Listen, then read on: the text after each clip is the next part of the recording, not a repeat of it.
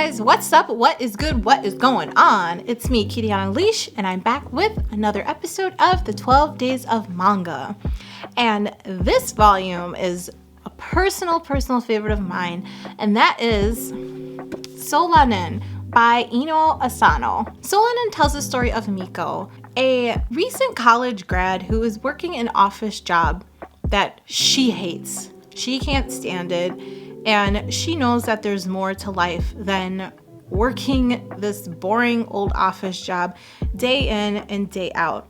But she also is quite grateful because it is very good pay and she's at least doing something. Her boyfriend Tanato is living with her and he is a freelance illustrator. And that just doesn't pay much at all. At least not enough for him to be able to afford rent and live on his own and support himself. So they're living together. Meiko and Tanada have been dating for 6 years, so they're definitely very well seated into the relationship and can't really see life without each other. Meiko eventually at this point is kind of tired with her life. She doesn't like where she works. She feels like there's a lot more out there to life. She wishes that she had a little bit more with Tanato, that they had a little bit more, but they just don't. I think she just really feels a little cramped by the weight of everything on her mind and the expectations of how things should be going now as a young adult and how they just aren't. Meiko is 23 and she is very, very relatable to probably a lot of us millennials out there. It's like we go to college, we graduate, we get out there in the real world, and it's it. We're working for the rest of our lives, and it's a rat race. Meiko feels that maybe she just isn't really cut out for life, for this life in general. Although Meiko and Tanato have a good relationship, you can see in her that she's kind of wanting something different, that she wants him to be a little bit more financially independent. She's the breadwinner of the house, and that can be quite overwhelming as a lady to have to deal with that, and he's really struggling. She sees him kind of living his life a bit carefree and getting to enjoy it a little bit more than her, who, yeah, she's a productive member of society, but she's just not happy. Her and Tanada have a good conversation one day, and he tells her, like, hey babe, I will take care of you. With that being said, she takes that and she decides to quit her job. She puts in her 2 weeks notice the next day based on that idea of what Tanada gave her. Quitting her job was not a smart thing to do. They don't have anything lined up right now, and she has savings that should last them about a year. And with the help of her parents that keep sending her like vegetables, because they have a farm, they keep sending her vegetables in the mail, she now actually should use them instead of letting them rot in the fridge. Meiko and Tanada then use this time to connect with some older friends from college that they all had because they were in a music group together. Tanada decides that he wants to start up the band again, and Meiko is kind of still in this odd place where now she doesn't have that job, she doesn't have the responsibility anymore, and she doesn't have anything for her own, unlike Tanada, who has his art and he has his band and he still has his good friends. She kind of still feels a bit out of place in this world. This story is so real and so relatable. I've been there before where Meiko is.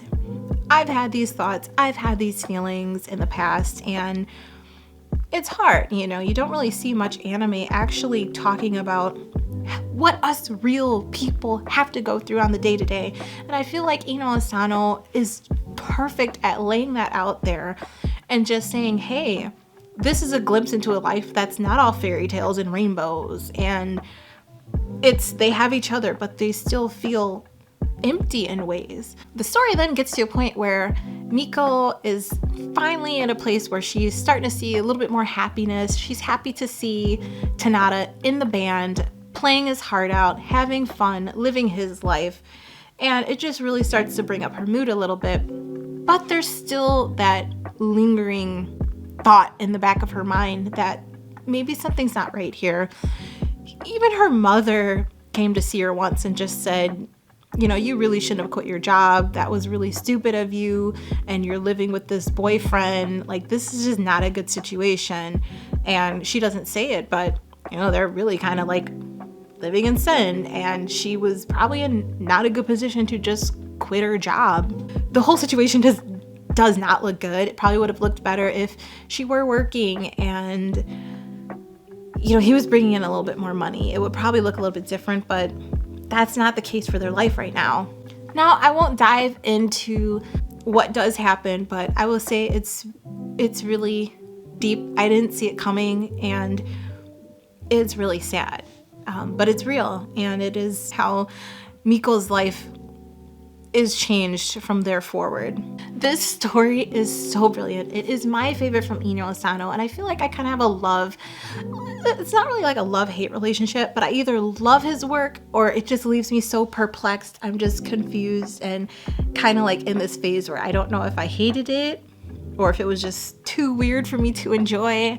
I don't know, but there are certain stories that he has written that really have made me felt like that in the past. But this is absolutely one of my favorites. Like, if I had a top 10 list of manga, I'm pretty sure this would be in that list. The storytelling is A+.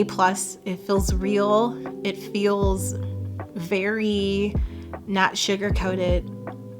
It's just natural. The art style is so hard to describe. It kind of feels like that old school, like 80s, 90s type style, like Beavis and Butthead in a way, like kind of, I don't know, it's like punky. I'm not saying the art looks like Beavis and Butthead, but kind of like that vibe of like, yeah, I don't care, like I love punk music and I'm such an outcast from society. That's kind of the vibe that I get from this story, and the way that he's drawn the characters is really just like, they just all have like attitude just in how they're drawn. It's not like the typical style of like shoujo or shonen. Like, it is a completely unique art style, and I just love it. This story is a lot about the relationship between Meiko and Tanada, their friends, their lives after getting out of college and not knowing what to really do. They don't have a clear path, but they're figuring it out together.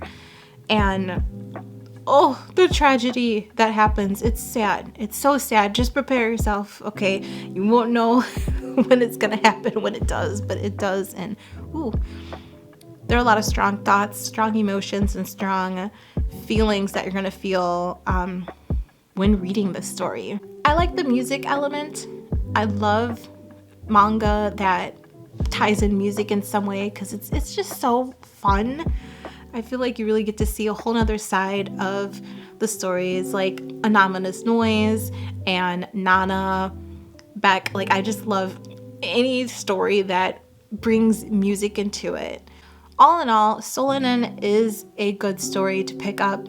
I feel like if you like the drama, you like a very compelling story, something that's going to make you think long after you finished reading it, this is the pick for you. And I do believe that there was like a newer, not version, but like a side story kind of following Solanin that came out digital only. I still got to check that out. If anyone has seen it, let me know what you think. All right, guys, so that was my review on Solanin. What did you think? If you are gonna check it out one day, please comment down below. I really do hope you enjoy it. All right, if you like this video, please leave a thumbs up and stay subscribed for new videos. All right, guys, I'm out. I'll talk to you later. Bye.